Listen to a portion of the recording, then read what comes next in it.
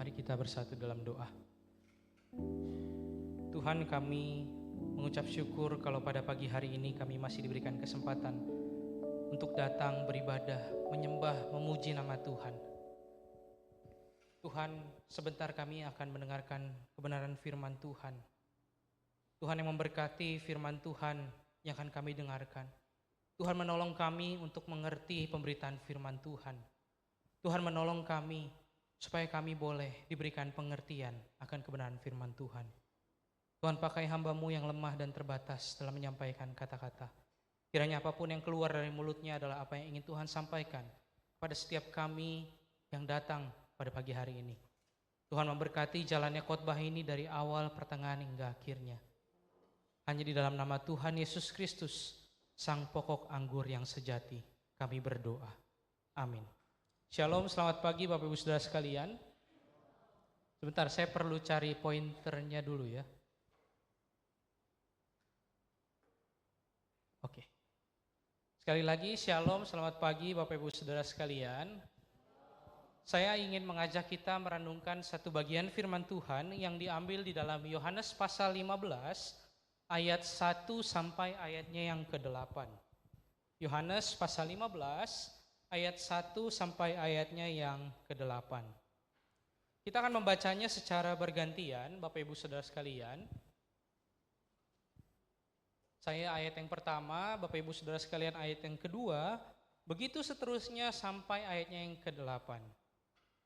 Yohanes pasal 15 ayat 1 sampai 8, kalau sudah menemukannya, saya akan membacakannya untuk ayat yang pertama, silakan Bapak Ibu Saudara ayat kedua, begitu seterusnya sampai ayat yang ke-8. Yohanes 15 ayat 1 sampai 8, pokok anggur yang benar. Akulah pokok anggur yang benar dan Bapakkulah pengusahanya.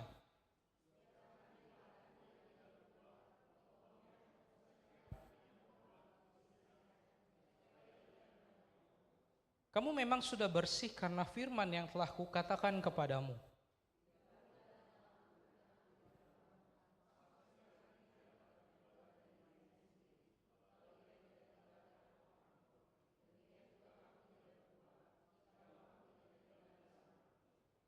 Akulah pokok anggur dan kamulah ranting-rantingnya.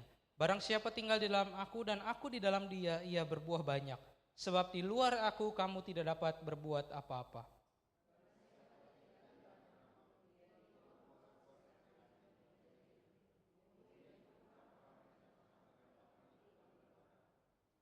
Jikalau kamu tinggal di dalam aku dan firmanku tinggal di dalam kamu, mintalah apa saja yang kamu kehendaki dan kamu akan menerimanya.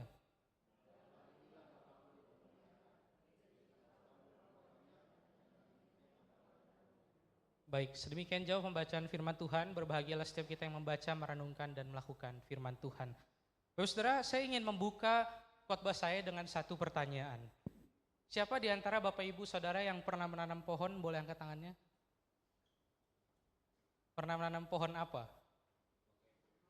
Macam-macam ya, cabe ya. Biasanya kalau oma-oma itu suka nanam pohon cabe begitu ya. Toge, anak sekolah minggu nih pasti belajar pohon toge gitu ya. Nah, Bapak Saudara, suatu kali waktu dulu kurang lebih saya SD begitu, kungkung saya itu suka menanam.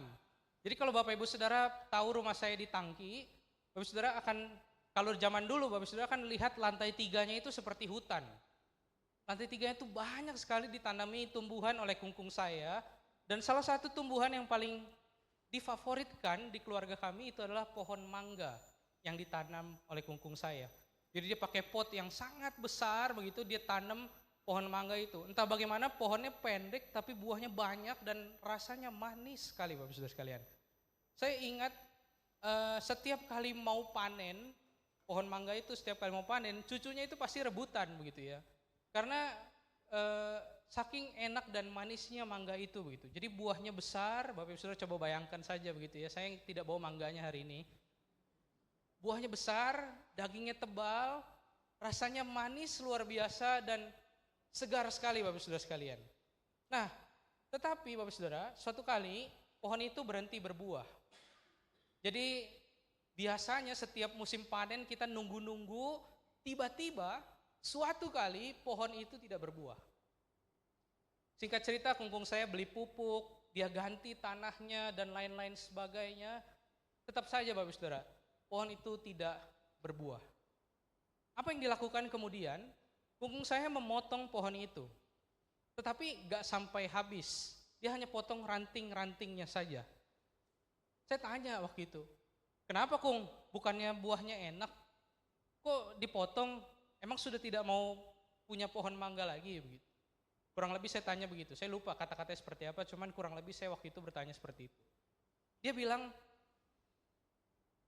saya potong rantingnya itu supaya dia bisa berbuah lagi. Tapi benar saja Bapak Saudara, saya tidak tahu apakah teorinya seperti itu dalam menanam pohon mangga atau pohon-pohon lainnya. Tetapi memang beberapa bulan kemudian, mangga itu berbuah lagi. Memang tidak sebanyak pertama ya sebelum dipotong gitu ya, seperti sebelum-sebelumnya, tapi dia berbuah lagi begitu. Nah kalau Bapak Ibu Saudara sekarang ke rumah saya, mungkin Bapak Saudara sudah tidak menemukan pohon mangga itu, mungkin kungkung saya capek begitu ya. Singkat cerita dia tidak berbuah lagi dan akhirnya udah ditebang habis begitu. Jadi kalau Bapak Saudara ke rumah saya jangan minta mangga lagi, udah gak ada ya Bapak Saudara ya. Nah Bapak Saudara, di dalam bagian firman Tuhan yang tadi kita baca di dalam Yohanes 15 ayat 1 sampai 8, kita menemukan bahwa ada satu hal penggambaran yang dikatakan oleh Tuhan Yesus tentang pokok anggur yang rantingnya itu akan dipotong kalau dia tidak menghasilkan buah. Di dalam firman Tuhan yang kita baca, ada sebuah penggambaran pohon anggur, Yesus sebagai pokoknya, pokok anggur itu, kita orang percaya ranting-rantingnya dan Bapa pengusahanya. Saudara, penggambaran ini adalah penggambaran yang menunjukkan relasi antara Yesus dengan murid-muridnya, antara Yesus dengan orang percaya. Pada waktu itu ketika Tuhan Yesus mengatakan hal ini kepada murid-muridnya, ini adalah masa di mana Tuhan Yesus hendak disalib gitu. Jadi ini adalah bagian-bagian akhir sebelum dia ditangkap dan disalib Bapak-Ibu sekalian. Bagian ini diajarkan kepada murid-muridnya untuk mengajarkan bahwa pentingnya relasi antara dia sebagai pokok anggurnya dan murid-muridnya sebagai ranting-rantingnya. Saudara, kalau kita melihat bagian ini sebagai orang percaya, ada beberapa hal yang bisa kita pelajari dari penggambaran Yesus sebagai pokok anggur bagi kehidupan orang percaya. Yang pertama Bapak Saudara, saya mau melihat bahwa Yesus sebagai pusat hidup orang percaya. Di dalam perjanjian lama Bapak Saudara, kalau Bapak Saudara membaca di dalam kitab perjanjian lama, kita akan menemukan bahwa Allah seringkali menggunakan penggambaran anggur, kebun anggur, atau anggur kepunyaan Allah itu sebagai simbol dari bangsa Israel, bangsa pilihan Allah. Jadi di dalam perjanjian lama banyak sekali bercerita tentang Israel itu kebun anggurnya Allah, Israel itu anggur Allah yang menghasilkan buah yang banyak seharusnya. Misalnya Bapak Saudara, kalau saya mengajak kita membaca di dalam Yesaya pasal 5 ayat 7, silakan Bapak Saudara kalau mau buka Yesaya pasal 5 ayat 7, saya akan membacakannya bagi kita semua. Sebab kebun anggur Tuhan semesta alam ialah kaum Israel, dan orang Yehuda ialah tanaman-tanaman kegemarannya. Dinantinya keadilan tetapi hanya ada kelaliman. Dinantinya kebenaran tetapi hanya ada keonaran. Firman Tuhan ini menunjukkan bahwa sebab kebun anggur Tuhan semesta alam ialah kaum Israel. Di dalam bagian firman Tuhan yang lain, misalnya di dalam Yeremia 2 ayat 21, saya membacakannya bagi kita semua. Namun aku telah membuat engkau tumbuh sebagai pokok anggur pilihan, sebagai benih yang sungguh murni.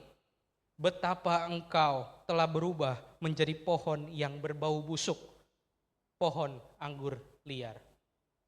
Di bagian ini juga Israel dikaitkan sebagai pohon anggur yang diciptakan murni.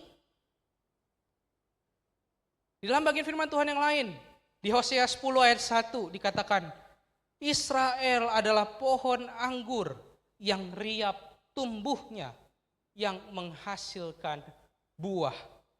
Makin banyak buahnya, makin banyak dibuatnya mesbah-mesbah. Makin baik tanahnya, makin dibuatnya tugu-tugu berhala. Masih banyak lagi Bapak Saudara ayat-ayat Alkitab di dalam Perjanjian Lama yang seringkali Allah gunakan penggambaran kebun anggur. Anggur ini sebagai simbol dari bangsa Israel. Kalau saya bacain semuanya mungkin khotbah saya sampai 30 menit ke depan ini isinya tentang membacain ini aja Bapak Saudara sekalian. Saking banyaknya simbol anggur, kebun anggur yang digunakan Allah untuk menyimbolkan bangsa Israel. Bapak Saudara, dari semula ketika Allah mengikat perjanjian dengan Israel, bangsa pilihannya, Israel itu ditetapkan menjadi pokok anggur yang seharusnya menghasilkan buah yang baik.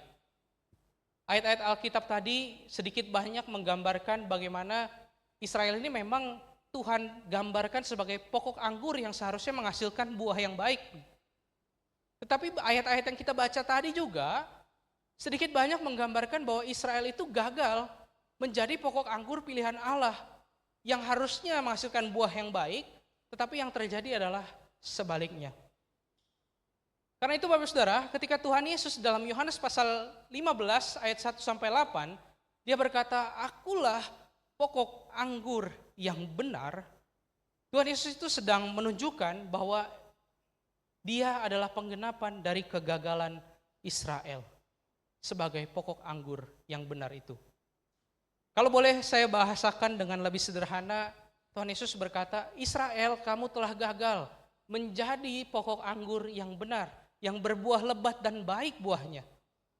Karena itu akulah Tuhan Yesus Kristus, pokok anggur yang sejati, yang tidak gagal, yang baik, yang berbuah lebat. Pada awalnya Allah memang memilih bangsa Israel untuk menjadi pokok anggurnya, namun ia gagal Bapak Saudara. Karena itu Tuhan Yesus Kristus hadir sebagai pokok anggur yang sejati dan yang tidak gagal. Suatu kali Bapak Saudara ketika saya sedang membuka Instagram, saya menemukan ada satu postingan Kristen yang berkata, sebagai orang percaya, apa buah kebaikan yang timbul di dalam hidupmu? Apa buah-buah kebaikan yang muncul di dalam kehidupanmu setelah engkau mengaku Yesus Kristus sebagai Tuhan dan Juru Selamat? Karena seseorang yang sudah sungguh-sungguh percaya Yesus dapat menghasilkan buah yang baik. Begitu katanya Bapak Saudara sekalian. Saya rasa pernyataan ini ada benarnya Bapak Saudara sekalian. Bahwa seseorang yang sudah sungguh-sungguh melekat terhubung dengan sang pokok anggur yang sejati itu Tuhan Yesus Kristus, dia akan menghasilkan buahnya.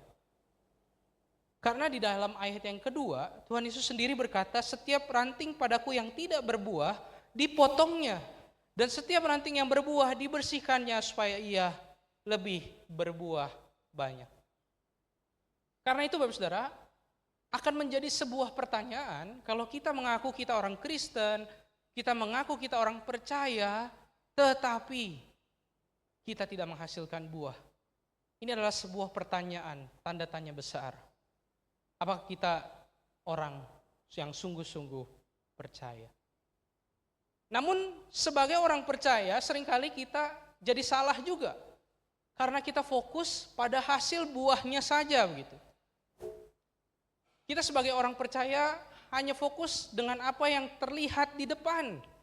Kita melihat orang-orang percaya yang lain dan kita mungkin berkata, loh dia sudah dibaptis 2 tahun yang lalu, kok masih begitu-begitu aja hidupnya? Loh, dia bukannya udah Kristen dari dulu, kok masih bisa ya jatuh dalam dosa? Loh, bukannya dia orang yang sangat rohani, kenapa dia bisa jatuh dalam dosa yang semacam itu? Dan mungkin hal-hal lainnya yang kita pikirkan. Seringkali Bapak Saudara, kita hanya fokus pada hasil buahnya saja, bukan pada proses bagaimana menghasilkan buahnya. Karena apa bedanya kita dengan orang-orang percaya yang tidak percaya Bapak Saudara sekalian? Banyak orang-orang tidak percaya di luar sana yang mampu melakukan hal kebaikan yang lebih baik daripada orang-orang Kristen. Apa bedanya kita? Karena itu Bapak Saudara, Tuhan Yesus di dalam ayatnya yang keempat berkata, tinggallah di dalam aku dan aku di dalam kamu. Sama seperti ranting tidak dapat berbuah dari dirinya sendiri kalau ia tidak tinggal pada pokok anggur. Demikian juga kamu tidak berbuah jikalau kamu tidak tinggal di dalam aku. Jelas sekali Bapak Saudara sekalian, dari firman Tuhan ini Tuhan Yesus berkata bahwa proses seseorang bisa menghasilkan buah adalah ketika ia menjadikan Yesus sebagai pusat kehidupannya dengan cara tinggal di dalamnya dan ia tinggal di dalam kita. Bapak Saudara, penggambaran orang percaya yang tinggal di dalam Yesus dan Yesus tinggal di dalam dirinya itu adalah penggambaran yang intim sekali Bapak Saudara sekalian. Penggambaran ini menunjukkan relasi yang seharusnya terjadi ketika seseorang menerima dan mengakui Tuhan Yesus Kristus sebagai Tuhan dan Juru Selamatnya. Penggambaran ini menunjukkan relasi yang intim antara Kristus dengan orang percaya. Karena itu Bapak Saudara, ketika kita berbicara tentang terhubung dengan Allah, melekat pada sang pokok anggur itu, artinya kita menjadikan Kristus sebagai pusat kehidupan kita. Dan itulah salah satu cara, satu-satunya cara agar kita orang percaya dapat berbuah lebat. Karena itu sebagai orang percaya kita tidak mengejar hasilnya atau mengejar buahnya yang tampak di luarnya saja. Tetapi sebagai orang percaya yang kita kejar adalah proses dan relasi kita dengan sang pokok anggur, yaitu Tuhan Yesus Kristus itu sendiri. Karena ketika relasi kita dengan Tuhan baik, ketika kita melekat dan hidup di dalam sang pokok anggur itu, maka buah itu akan muncul dengan sendirinya. Dan buah itu akan lebat dan baik hasilnya. Amin Bapak Saudara sekalian. Amin. Jadi Bapak Saudara, sebagai orang percaya, yang kita kejar bukanlah apa yang tampak di luar. Bukanlah apa yang kelihatan baik saja. Tapi yang kita kejar adalah relasi kita. Koneksi kita dengan sang pokok anggur yang sejati itu. Karena kalau relasi dan koneksi kita dengan sang pokok anggur itu baik, maka buah itu akan muncul secara sendirinya. Yang kedua Bapak Saudara sekalian, saya mau mengajak kita melihat bahwa dalam bagian ini kita bisa melihat bahwa tanpa Yesus kita tidak dapat berbuat apa-apa.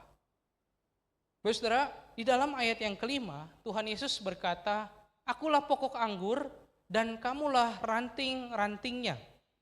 Barang siapa tinggal di dalam aku dan aku di dalam dia, ia berbuah banyak. Sebab di luar aku kamu tidak dapat berbuat apa-apa.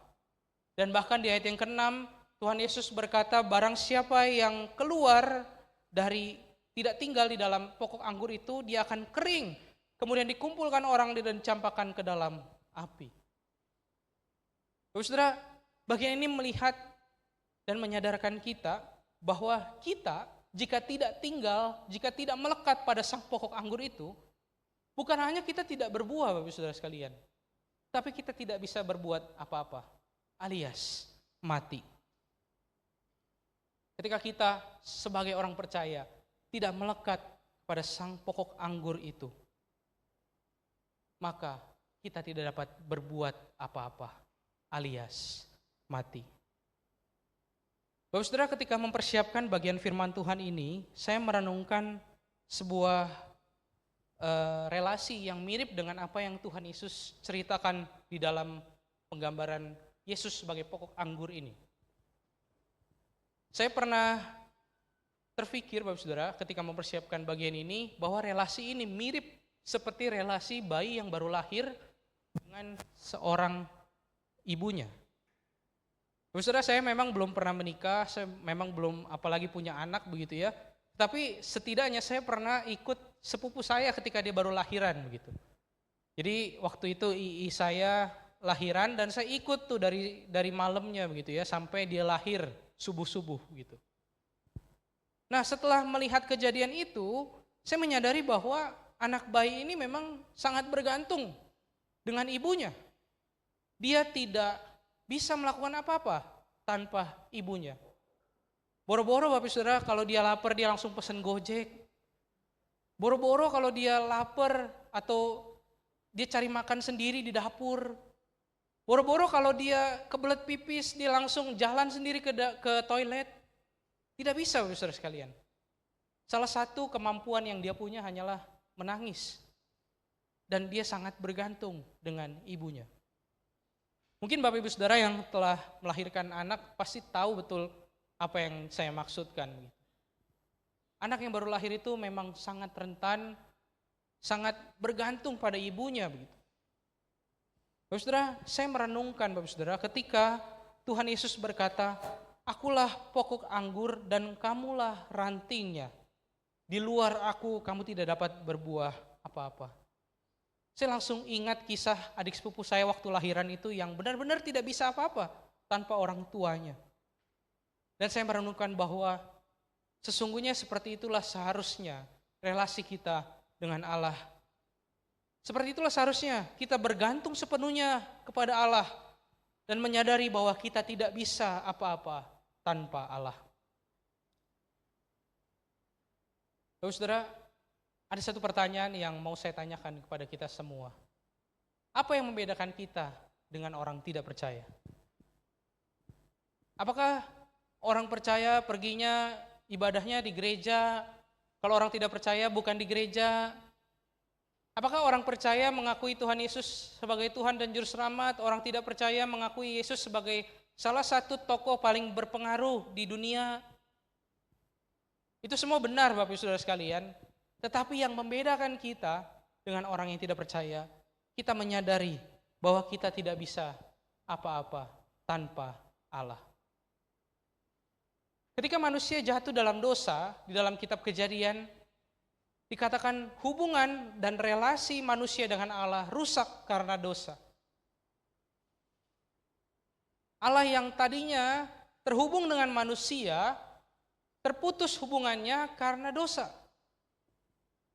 Kemudian di Kejadian 3 ayat 15, Allah berkata, "Aku akan mengadakan permusuhan antara engkau dan perempuan ini, antara keturunanmu dan keturunannya.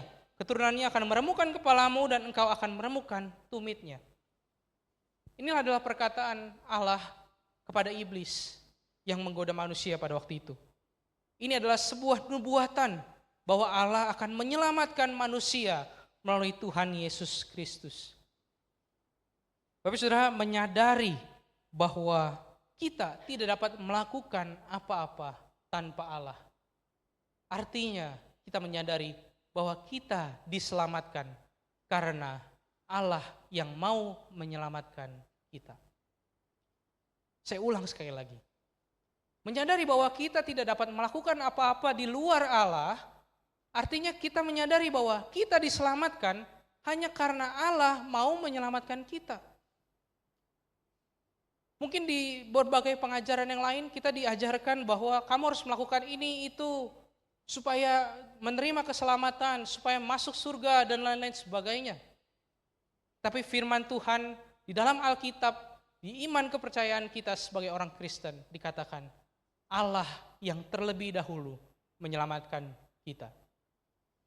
Dengan menyadari ini Bapak Saudara sekalian, kita akan mengakui bahwa sesungguhnya tanpa belas kasihan Allah yang mau menyelamatkan kita, tanpa kita tinggal di dalam Dia dan Dia di dalam kita, kita tidak dapat melakukan apa-apa.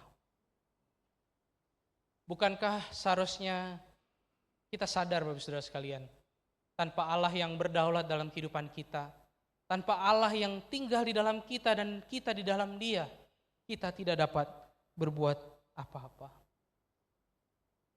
Bapak Saudara sekarang pertanyaannya adalah bagaimana relasimu dengan Allah?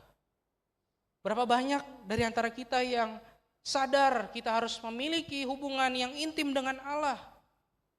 Atau mungkin ada di antara kita yang sadar, oh saya sudah tahu, saya sudah sering kali mendengar bahwa orang Kristen itu harus memiliki hubungan yang intim dengan Allah. Kita harus mendahulukan Allah, kita harus mengakui bahwa Allah itu berlaulat dalam kehidupan kita. Tetapi bukankah kenyataannya yang kita lakukan adalah sebaliknya?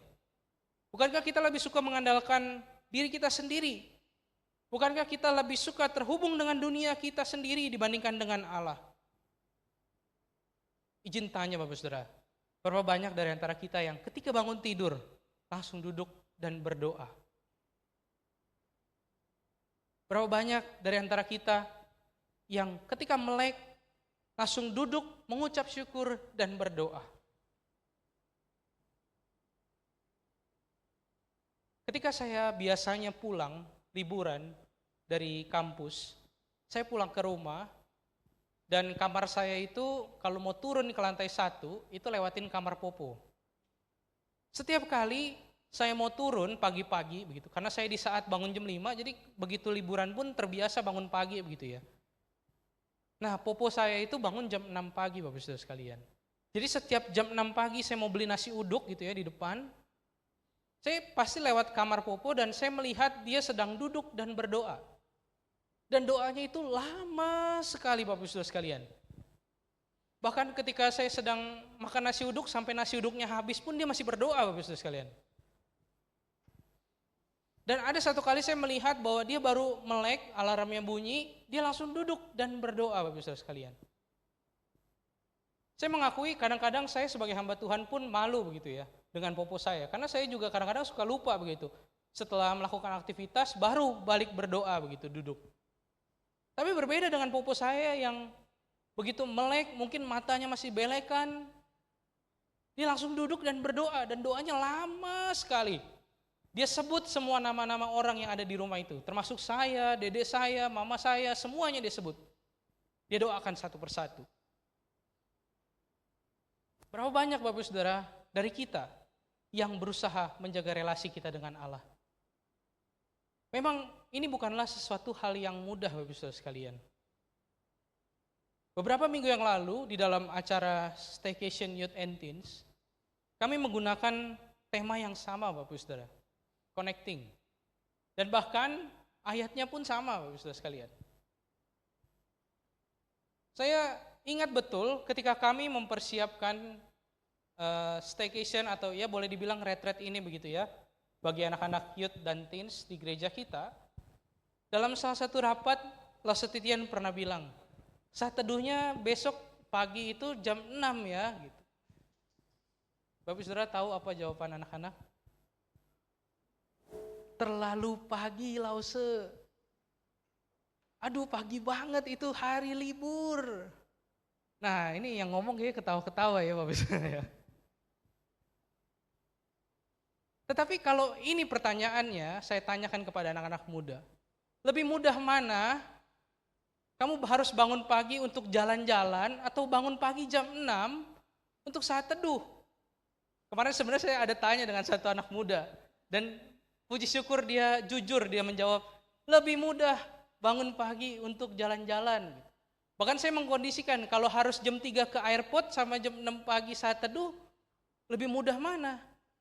Puji Tuhan anak ini menjawab dengan jujur, lebih mudah ke airport jam 3 pagi untuk jalan-jalan. Gak apa-apa Bapak Saudara, pertobatan itu dimulai dengan pengakuan ya. Tapi inilah kenyataannya Bapak Saudara, memang ketika kita mau berusaha untuk menjaga relasi kita dengan Allah, ini banyak sekali godaannya. Saya sendiri ketika bangun tidur, kadang-kadang saya lebih memilih buka WhatsApp. Kenapa? Karena saya suka lupa hari Bapak Saudara sekalian. Jadi ketika saya bangun tidur saya langsung lupa begitu biasanya. Ini hari apa ya?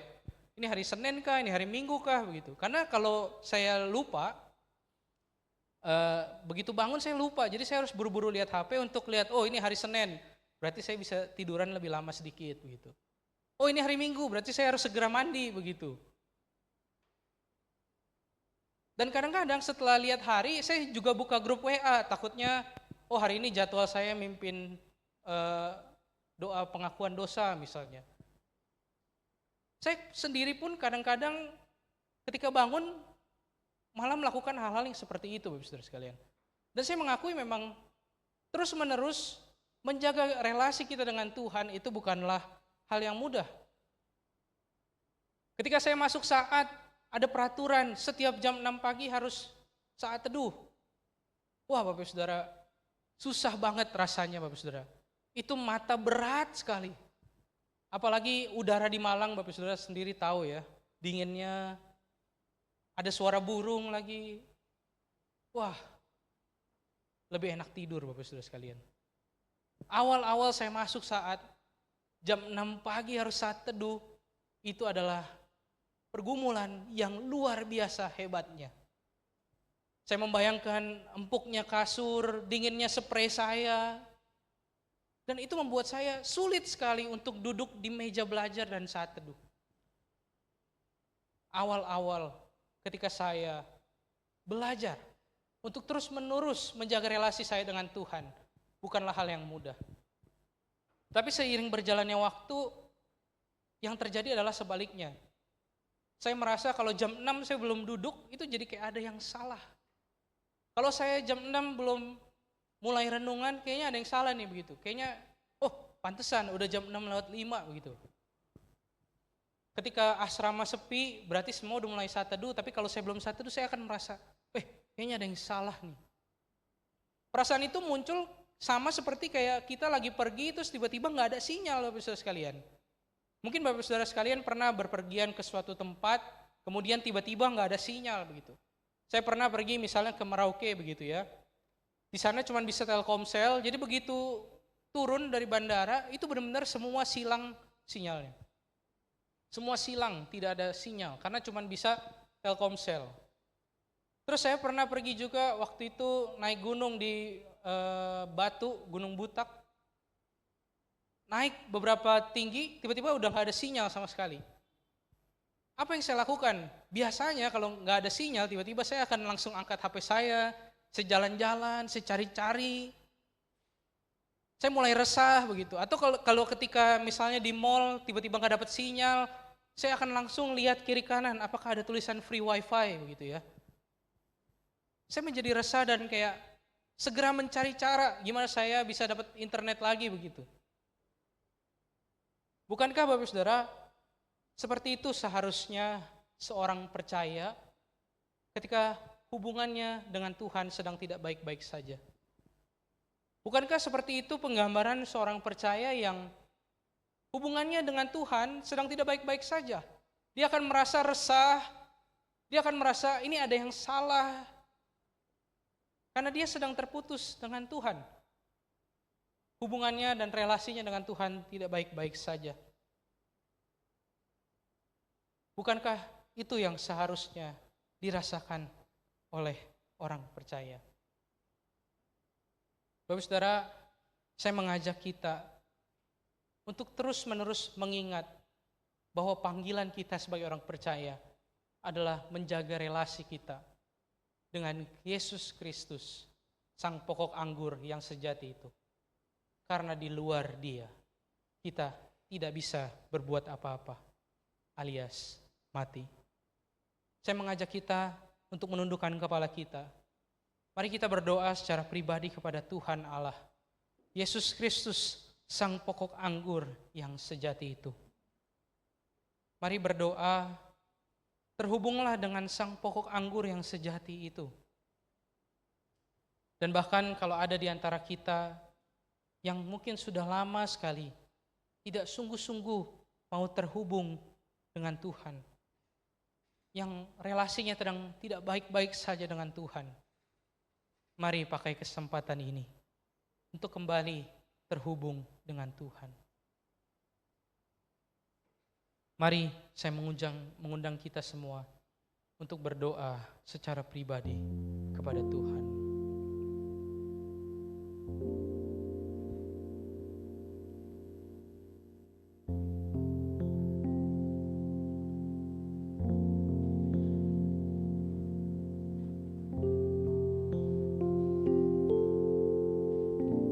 Saya mau mengajak kita semua yang tertunduk berdoa mengikuti saya berdoa. Tuhan Yesus Kristus, ampuni kami sebagai orang percaya kalau kami seringkali tidak menjalin relasi yang intim dengan Engkau. Kami lebih suka terhubung dengan dunia ini. Ampuni kami Tuhan, kalau kami tidak bergantung kepadamu. Saat ini Tuhan, kami mau mengambil komitmen di hadapan-Mu. Kami mau senantiasa terhubung dengan-Mu. Kami mau senantiasa bergantung kepadamu. Tuhan, membantu kami supaya kami boleh terus ingat bahwa panggilan kami sebagai orang percaya adalah untuk memiliki relasi yang intim dengan Engkau. Hanya di dalam nama Tuhan Yesus Kristus, Sang pokok anggur yang sejati, kami berdoa. Amin.